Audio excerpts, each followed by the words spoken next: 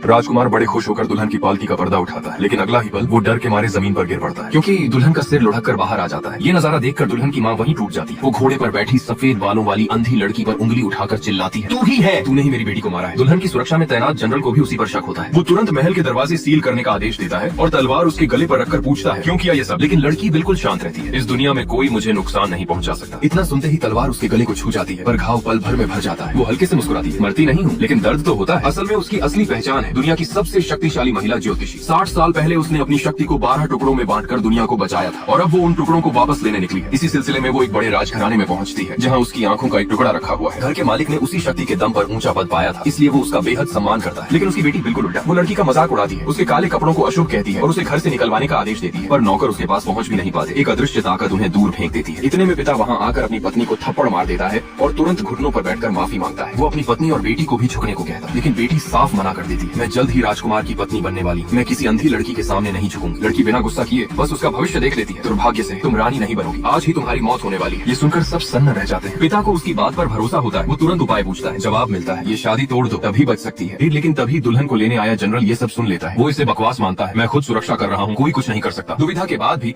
शाही आदेश के कारण शादी रद्द नहीं होती और दुल्हन खुद भी जनरल पर भरोसा करती है। लड़की चुप हो जाती है, ठीक है, सच खुद सामने आ जाएगा। जल्द ही बारात निकलती है। कड़ी सुरक्षा के बीच रास्ते में कुछ हमलावर हमला करते हैं, लेकिन जनरल उन्हें तुरंत खत्म कर देता है। वो घमंड से कहता है, देखा कुछ नहीं हुआ, लेकिन सच अभी बाकी था। जैसे ही राजकुमार पालकी का पर्दा उठाता है वो डर से कांप जाता है। दुल्हन का सिर गायब था। अब हर किसी को वही लड़की याद आती है। माँ तुरंत उसे दोष देती है। जनरल सबको गिरफ्तार कर लेता है और सख्ती से पूछताछ शुरू करता है। वो फिर उससे सवाल करता है, तुमने ही कहा था आज मौत होगी, क्यों? वो शांत जवाब देती है, मैंने नहीं किया और तुम मुझे मार भी नहीं सकते। जनरल गुस्से में तलवार चला देता है, लेकिन फिर वही घाव पल भर में भर जाता है। अब उसे समझ आ जाता है ये कोई आम इंसान नहीं है। तभी खबर आती है, पकड़े गए हमलावर जहर खाकर मर चुके हैं, यानी कोई सुराग नहीं बचा। तभी लड़की कहती है, मैं असली कातिल का नाम बता सकती हूँ। वो सब चौंक जाते हैं। मैं दुल्हन को बोलने पर मजबूर कर सकती हूँ, वो खुद बताएगी किसने उसे मारा, लेकिन उसकी एक शर्त होती है, आज के बाद मेरी हर बात पर बिना सवाल भरोसा करना होगा। ये सच जानने के लिए जनरल मान जाता है। वो आदेश देती है, सिर और शरीर को जोड़ दो। जनरल के मन में शक होता है, फिर भी वो वैसा ही करता है। इसके बाद केस से जुड़े सभी लोगों को अदालत में बुलाया जाता है और शुरू होती है एक अजीब रहस्यमयी सुनवाई, जहाँ एक मृत दुल्हन खुद अपने कातिल का नाम बताएगी।